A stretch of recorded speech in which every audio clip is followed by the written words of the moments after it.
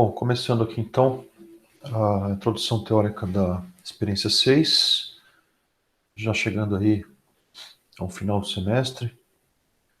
E, bom, a gente vai trabalhar hoje com a máquina síncrona, que é a última máquina, o último tipo de máquina que a gente vai abordar aqui no nosso laboratório. A gente hoje vai fazer um ensaio, alguns ensaios da máquina para obtenção dos parâmetros do circuito equivalente, tá? De forma semelhante ao que a gente fez lá para a máquina de indução. Só que os ensaios aqui são um pouco mais simples, tá? E depois nós vamos fazer o levantamento da curva de regulação de tensão da máquina síncrona operando como gerador, tá? A máquina síncrona ela é bastante usada como gerador, né? A principal aplicação dela é como gerador, tá? Ela pode ser motor também, tá? Mas a principal aplicação é como gerador, tá? É, toda a geração de energia elétrica, praticamente toda a geração, utiliza máquinas síncronas, tá? Então, a máquina síncrona é o tipo de máquina que você tem nas usinas hidrelétricas, termoelétricas, todas as usinas aí que você pode imaginar, utilizam a máquina síncrona, tá? Na experiência 7, a gente vai fazer uma experiência bem interessante com a máquina síncrona, que é a conexão da máquina síncrona ao barramento infinito, conexão à rede elétrica, né? Então a gente vai entender como que uma máquina síncrona se acopla a um sistema elétrico, tá? Para fazer injeção de potência ativa e reativa, tá? Então aí tem a questão do sincronismo. A experiência 7 é bem interessante. É já a experiência que eu mais gosto aqui do nosso laboratório, tá? Bom, então hoje a gente vai olhar para a máquina, tá? Então tem duas formas de você usar a máquina síncrona como gerador, tá? Dessa forma que eu falei, né, conectada à rede, tá? Então nesse caso os terminais do estator da máquina são ligados a uma rede elétrica. Então a máquina segue uma referência de tensão, ela segue uma referência de frequência, ela fica sincronizada com essa rede, tá? Todo o sistema elétrico brasileiro, ele é um sistema interligado, tá? Ao qual você tem inúmeras, né, máquinas síncronas conectadas, todas elas trabalhando em sincronismo, tá? É assim que funciona. Eu vou falar mais sobre isso na próxima aula. Então tem duas formas, né? Só para a gente resumir aqui, né? Ela pode trabalhar conectada a um barramento, né? Conectada a um sistema elétrico, ou ela pode trabalhar de forma isolada, tá? Um gerador isolado, né? Qual que seria um exemplo de aplicação de uma máquina síncrona isolada, né? Esses geradores autônomos que a gente conhece, movidos a diesel, a gasolina, né? Que fazem a alimentação de cargas, né? De qualquer tamanho, né? Gerador de emergência, enfim, tá? O que tem lá? Tem uma máquina síncrona acionada por um motor a combustão, tá? E a frequência da alimentação, né, a frequência da tensão fornecida pela máquina é ajustada pela velocidade do motor, tá? Então tem que ter um controle de velocidade, né, que tenta manter essa velocidade constante em função da carga que você coloca para a máquina, tá? E aí você tem um gerador autônomo, né, um gerador que pode ser usado para fornecer tensão, aí, energia elétrica, né, na forma de tensão alternada, em qualquer local onde você precisar de uma alimentação. Bom, então o que a gente vai fazer hoje é isso, né? A gente vai olhar para esse funcionamento como gerador autônomo, tá? Então a gente vai observar o que acontece com a tensão dessa máquina, tá? A amplitude da tensão, né? O valor eficaz da tensão, conforme você vai colocando carga, tá? Mantendo constante a frequência, tá? É o que a gente vai fazer daqui a pouco. Mas antes disso, então, a gente vai trabalhar aqui os ensaios, tá? Na primeira parte aqui, a gente vai ter o ensaio da máquina em vazio. O que nós temos aqui? A gente tem um motor de corrente contínua, tá? Ajustado com a sua tensão nominal, a sua corrente de campo nominal, tudo perto do nominal, né? A gente vai ajustar isso aí para uma frequência que a gente vai manter constante, por exemplo, 1800 RPM, né, velocidade constante, tá? Então a gente vai lá ajustar, ajusta a tensão de armadura, depois faz um ajuste fino pela corrente de campo, né, e coloca ali o eixo para girar a 1800 RPM, tá? Então essa vai ser a frequência, a velocidade, né, de alimentação da máquina síncrona. Tá? E a tensão de saída da máquina síncrona, como vocês já sabem, né, tem a sua frequência sincronizada com a velocidade do eixo, tá? Velocidade do rotor. Então, nesse caso aí, a gente vai aplicar, então, a, a rotação ao eixo, vai aplicar o campo do rotor da máquina síncrona, tá? De forma gradual, né? A gente vai começar com 0 e vai até 600 miliamperes, em degraus de 20 miliamperes, tá? E para cada valor de corrente de campo, a gente vai medir um valor de tensão fase neutro, tá?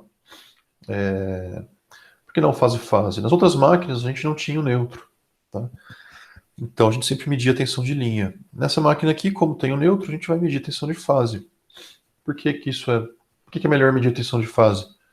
Porque a gente vai depois obter um circuito equivalente. E o circuito equivalente sempre é por fase, né? Então você já pega aí a tensão de fase, tá? E o que que a gente vai conseguir com isso? A gente vai conseguir fazer o levantamento dessa curva, curva de magnetização, tá? Então o que é a curva de magnetização? É a tensão obtida nos terminais da máquina, nos terminais do estator, com a máquina em vazio, né? A tensão que a máquina está induzindo, em função da corrente de campo, né? Em função do fluxo magnético que você tem no entreferro da máquina, tá? E essa curva já é bem conhecida, né? Ela é igual para todas as máquinas, igual não, parecida, né?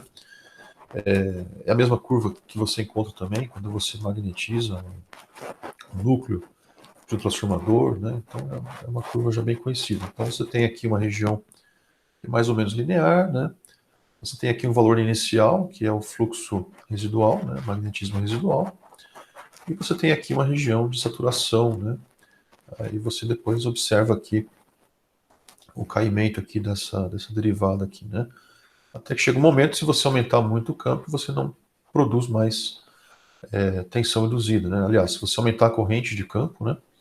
Você não consegue mais aumentar o fluxo magnético do entreferro. Então a máquina fica estagnada ali naquele ponto, tá?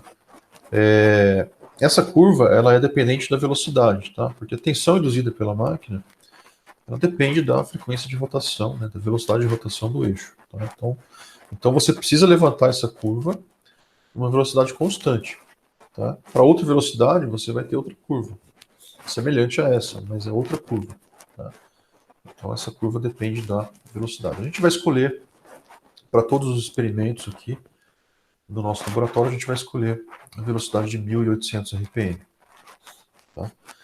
Bom, esse foi o ensaio em vazio. Depois a gente tem o ensaio em curto-circuito. Tá? Nesse caso, a gente vai novamente variar o campo. Né? O campo estava aqui em cima antes, confunde um pouco a gente. Né? Agora o campo veio para baixo aqui. E aqui você tem os terminais do estator. Tá?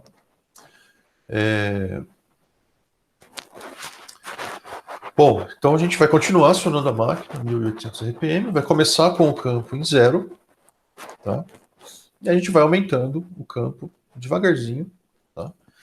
Com os terminais aqui do estator curto-circuitados. Então a gente vai medir a corrente aqui no estator curto-circuitado em função da corrente de campo, tá? Nós vamos ter então aqui vários valores de corrente de armadura para cada valor para vários valores de corrente de campo. Tá? Então, esse gráfico vai ser uma reta. Tá? Quando você fizer o experimento aí, você vai ver que vai resultar uma reta. Então, a gente vai variar com a corrente de campo, né? De forma a variar a corrente IA, né? De meio e meio ampere. Tá? Até chegar a 5 amperes, que é o valor nominal da corrente da máquina. Tá? Aqui só um comentário, né? Só uma observação aí, né? Que nesse ensaio de curto-circuito a corrente não depende da velocidade, né? A gente poderia até variar, então não haveria uma preocupação tão grande nesse caso aqui, especificamente, né? E manter constante a velocidade, né? Já que você tem ali, né? A corrente A, ela é a tensão induzida dividida pela reatância, né? A tensão nos terminais da máquina dividida pela reatância 5, né, da máquina. Então, tanto a tensão induzida como a reatância dependem do ômega, né, e da velocidade. Tá?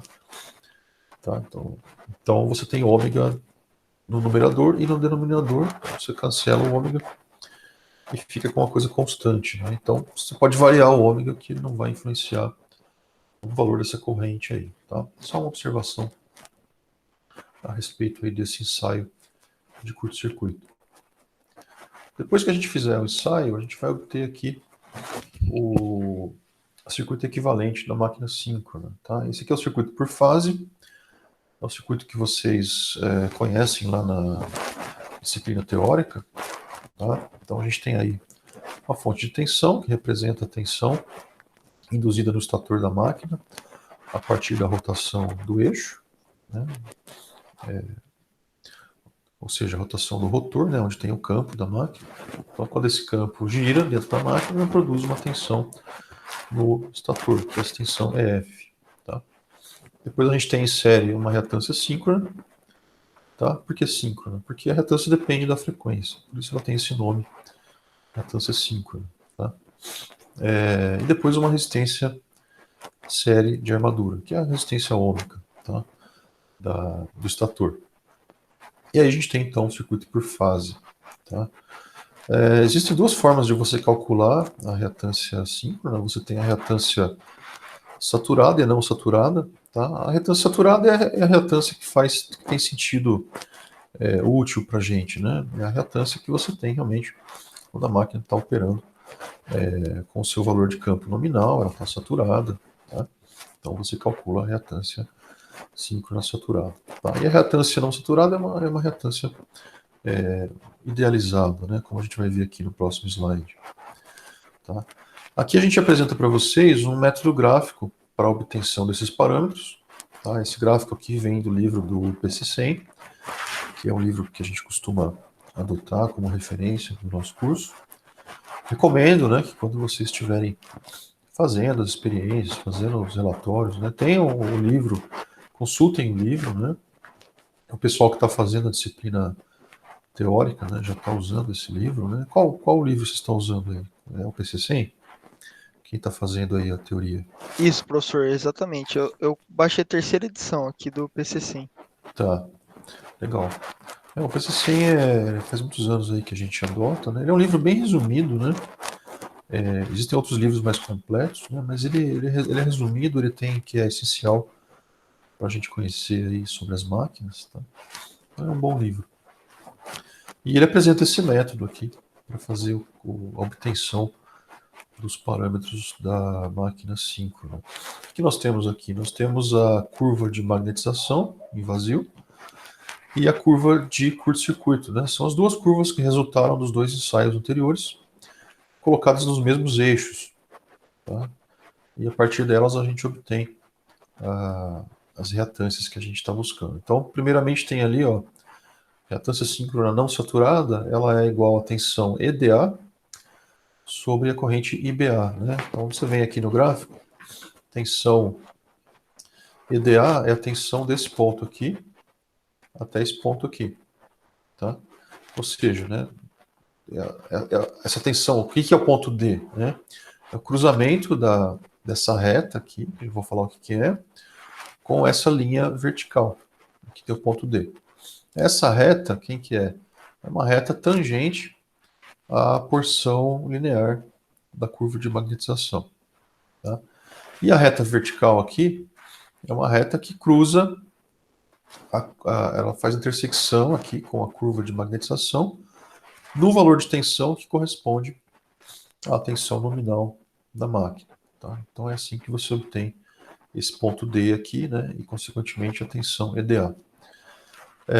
E também aqui a corrente IBA, né? No mesmo ponto onde cruza a reta vertical com a curva de curto-circuito, você tem aqui o ponto B, né, que te dá o valor de IBA. Depois tem aqui o cálculo da reatância saturada, a mesma coisa, tá? Só que aqui você vai pegar tensão ECA, né? Você vai pegar a tensão que tem aqui na própria curva de magnetização, tá? Dividida de novo por IBA, tá bom? Então é assim que a gente obtém esses dois XS aí.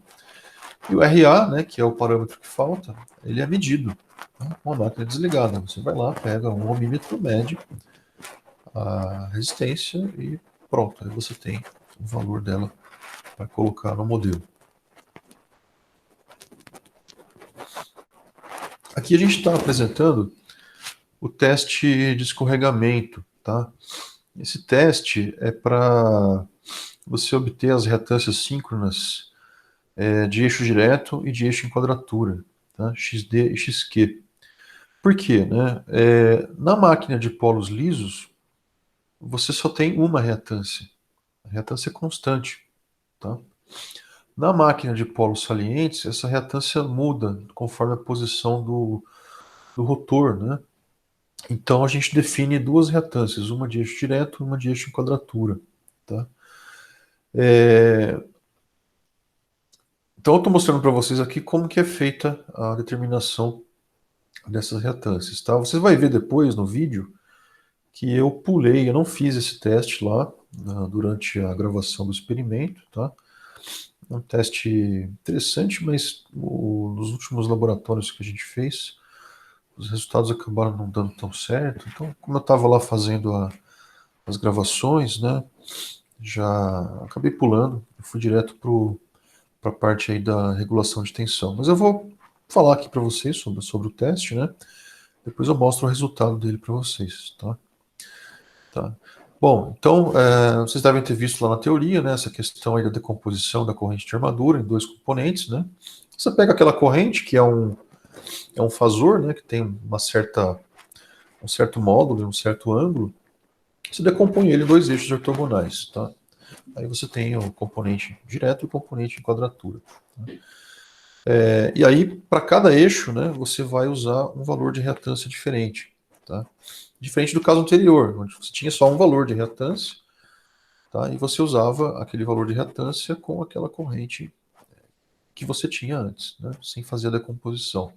Tá? Então a gente pode escrever não, desenhar, né? Esse circuito aqui, ó. Tá? Então você tem aqui a fonte, aí você tem aqui uma caixa preta aqui que tem as duas reatâncias, tá? E tem aqui a resistência série. Tá? Essa aqui é uma caixa preta porque eu chamei de caixa preta, né? Porque isso aqui não é exatamente um circuito, né? Você tem aqui dentro uma operação fasorial, né? Então não é exatamente um circuito. Eu chamaria isso aí de um diagrama de blocos, tá? Mas não é um circuito elétrico, tá bom? Porque para interpretar esse diagrama de blocos eu preciso saber o que está acontecendo ali dentro daquela caixa preta. Então está acontecendo ali uma operação fasorial. Então o circuito só faz sentido, né? Como eu escrevi aí, se a gente tiver a equação, né, e o diagrama fasorial que a gente vai mostrar no próximo slide. Então a tensão é F, né? Agora é tudo fasor aqui, tá vendo? Tá? Tudo vetor, né? Ela é igual a VT, que é a tensão nos terminais, mais a queda de tensão na resistência ômica, tá? Mais a tensão em cima da reatância direta, tá? Mais a tensão em cima da reatância em quadratura. Tá? E cada uma dessas tensões ela é provocada pelo componente direto e componente em quadratura da corrente. Tá? Aqui a gente tem um diagrama dessa expressão aí. Tá? Então, tensão aqui nos terminais, resistência, queda de tensão na resistência ômica, resistência de armadura.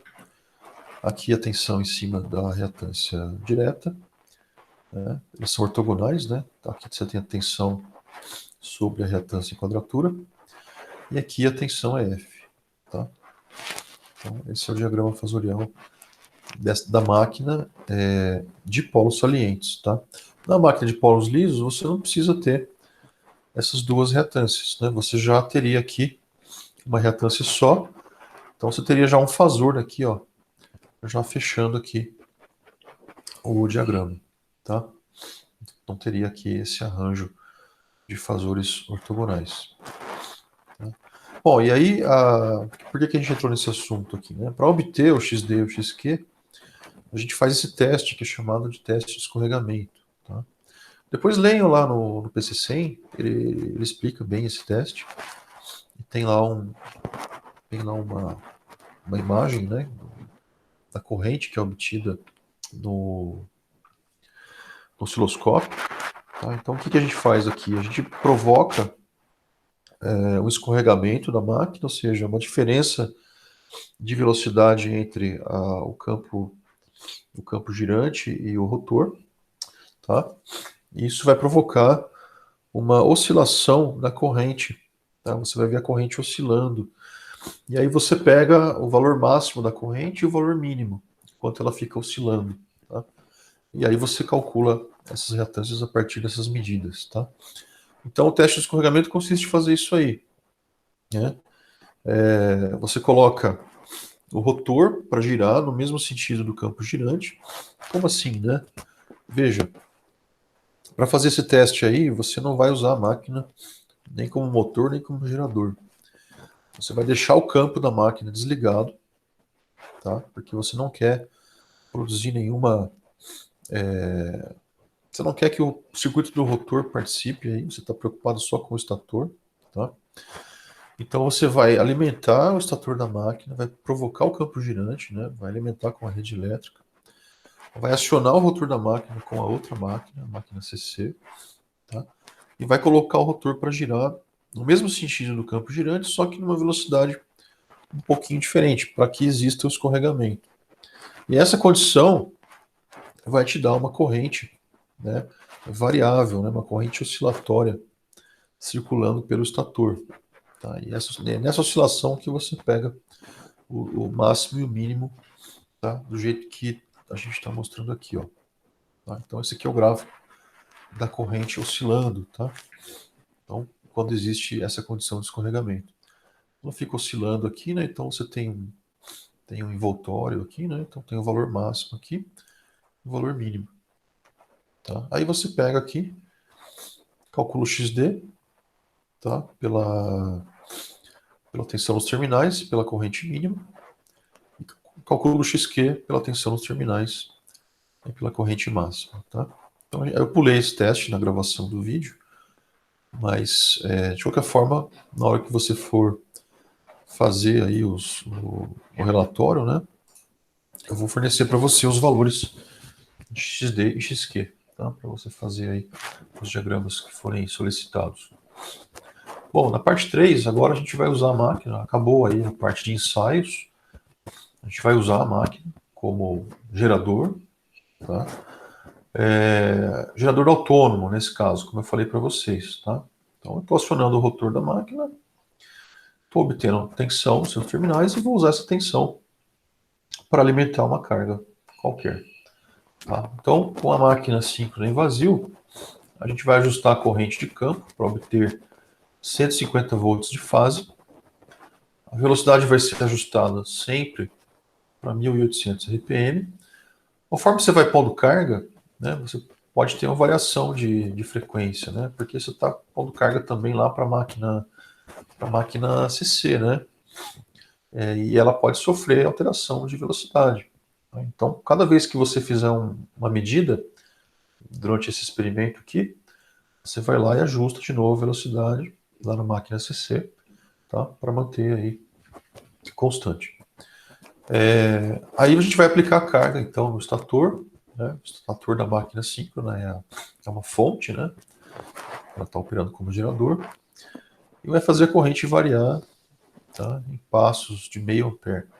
Tá? Lembrando, né? Sempre de ajustar a velocidade. Tá? Então, esse aqui é o experimento que a gente vai fazer. Tá?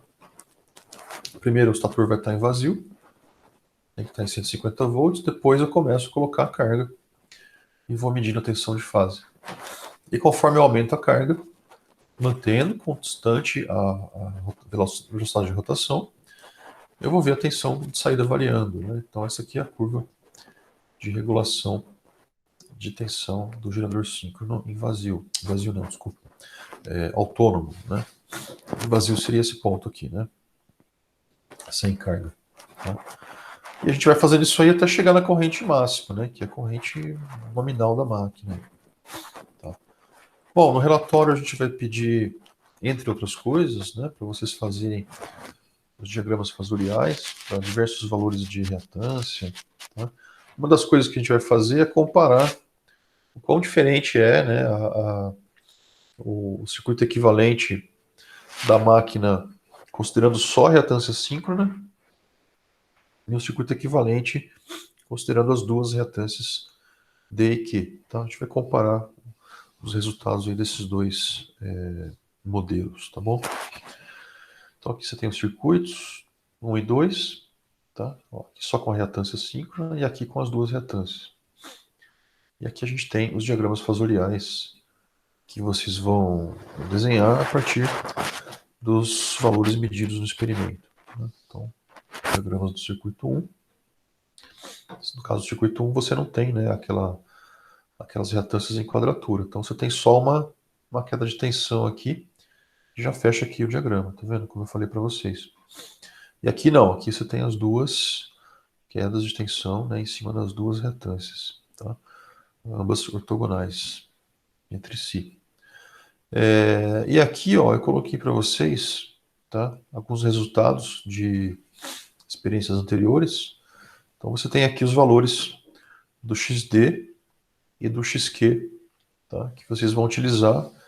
Tem outros valores aqui também, ó, que já servem como gabarito aí para vocês confirmarem se os cálculos, né, que a gente está fazendo aqui, se os parâmetros que a gente está obtendo aqui estão coerentes aí com resultados de experimentos passados. Tá? Então deve ser, os valores que vocês vão obter são valores próximos aqui desses que aparecem aqui nessa tabela. Tá? E o XD e o XQ, em particular, a gente não fez, né? Então você vai usar o valor que está aqui na tabela. Tá? Então é isso, é bem curtinha aqui a apresentação, né? Como sempre, né?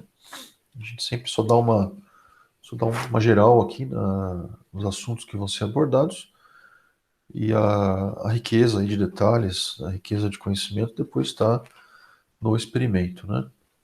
Então a gente finaliza aqui essa introdução teórica da experiência 6. Então já vou disponibilizar para vocês, terminando aqui a gravação, disponibilizo os vídeos, tá? E atendendo aí ao pedido acho que foi do Lucas, né? Eu vou tentar disponibilizar o quanto antes a experiência 7, tá? Mesmo antes da data da aula, já coloco lá a experiência, já gravo a introdução também, para vocês já ganharem tempo aí, para não ficar tudo acumulado aí no final do semestre, né? As datas de entrega dos relatórios permanecem conforme combinado, né?